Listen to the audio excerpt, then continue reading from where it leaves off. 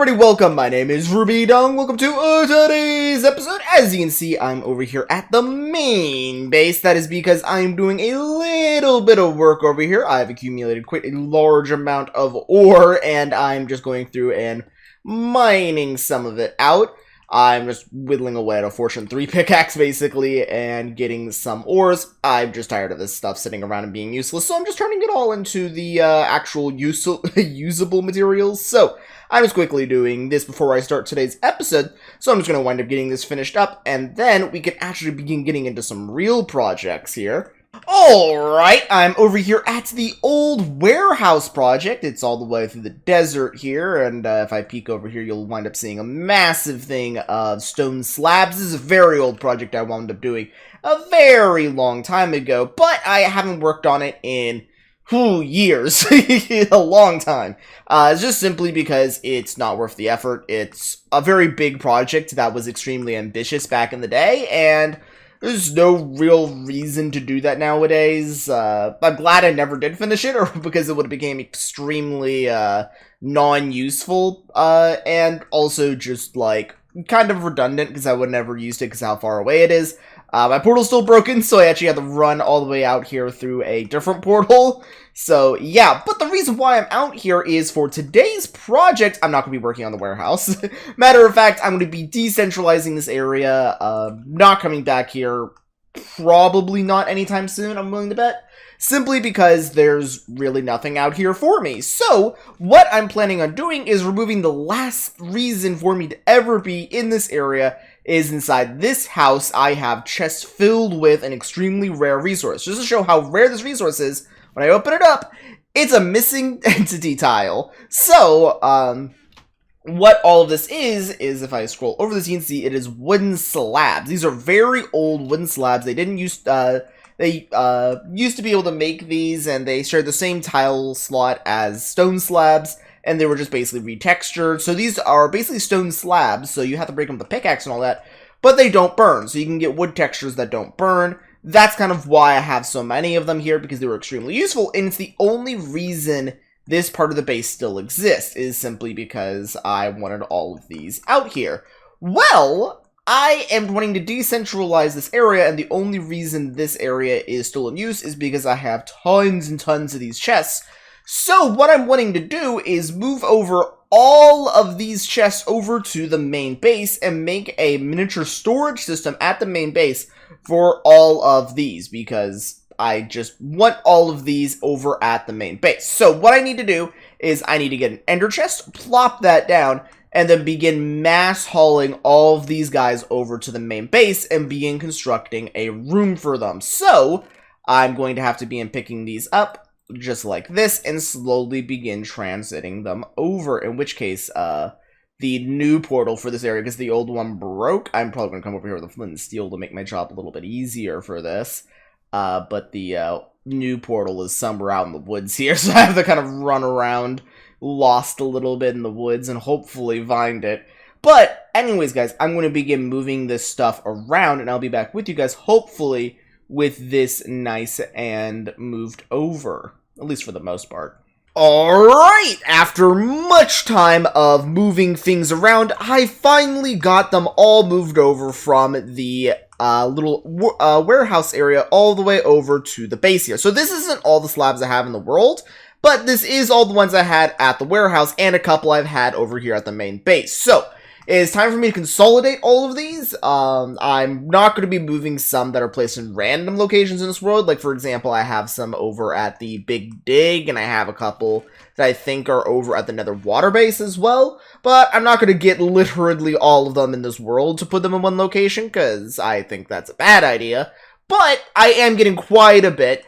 This is quite a few chests filled with these things, so this is going to be enough in order to do quite a major project, if I need it to be fireproof, that is, but I still want to use these sparingly because there is no possible way to ever get these again in the event that I lose them. So, with all of that in mind, this is a 5 long by 1, 2, 3, so it's 15 plus 4, so it's about 19 double chests of these things. So, with that now in mind, I need to go out through the base and begin designating a location to put 19 double chests of slabs, in which case, where I'm thinking is the natural expansion area of where the space has been going.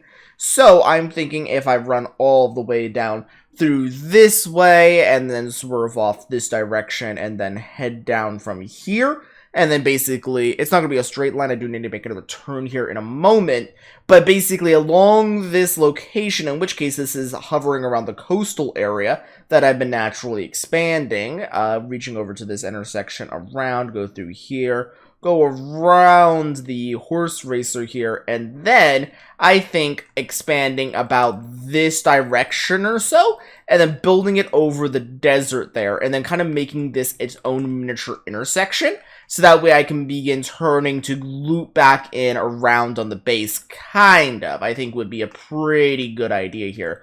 So expanding off in this direction, same way the beacon is. So I need to get some slabs and I'll begin building forward here. And I'm thinking of building kind of an intersection-ish area. I'm going to show you what I'm thinking here in just a second after I begin getting it built. Alright, I've been doing some design stuff here, and I wanted to actually do something a little bit special. As you can see here, this thing's a little big, but that actually helps me for what I'm trying to do here.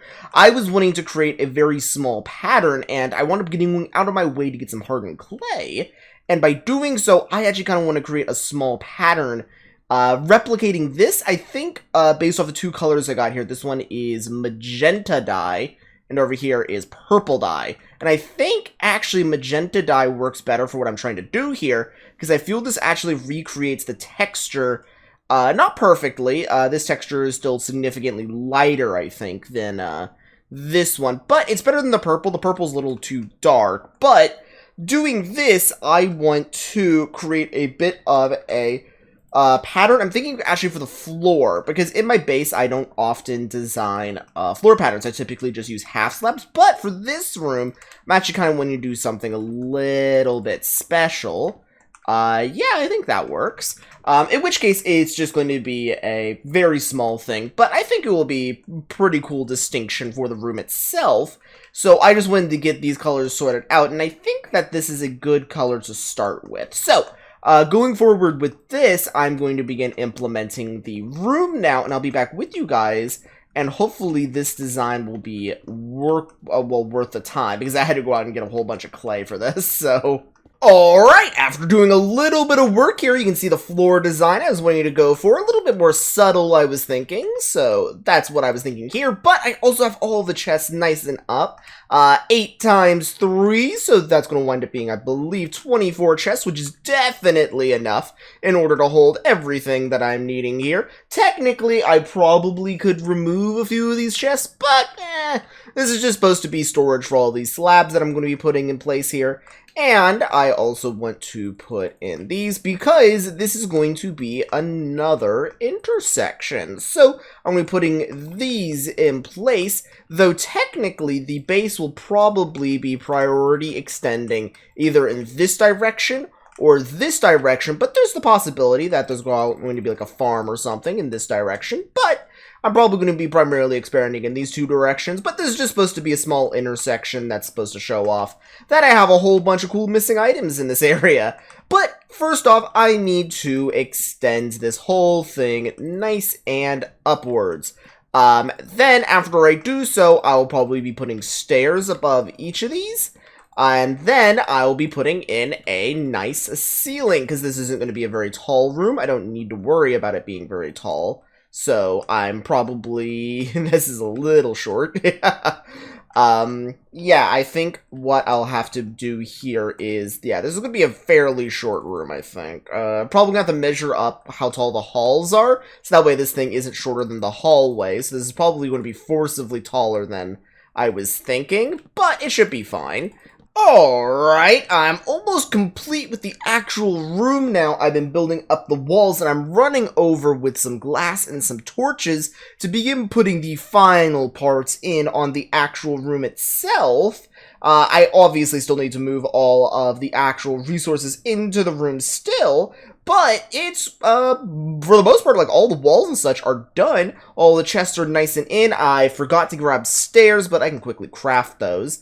And I just want to go around this area and just begin putting all the torches in. So that way this place is nice and lit up. So that way no mobs are going to begin spawning down here. The center area probably needs a torch in the middle or something. But I can probably get, probably an ender chest here and place a glowstone under it. And that would probably have the same effect.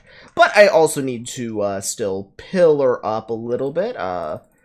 Like such, and begin putting in, well, I just need the one pillar so I can get all the way up here. Also, as is typical of my base, I put slabs up here so that way no mobs are going to spawn.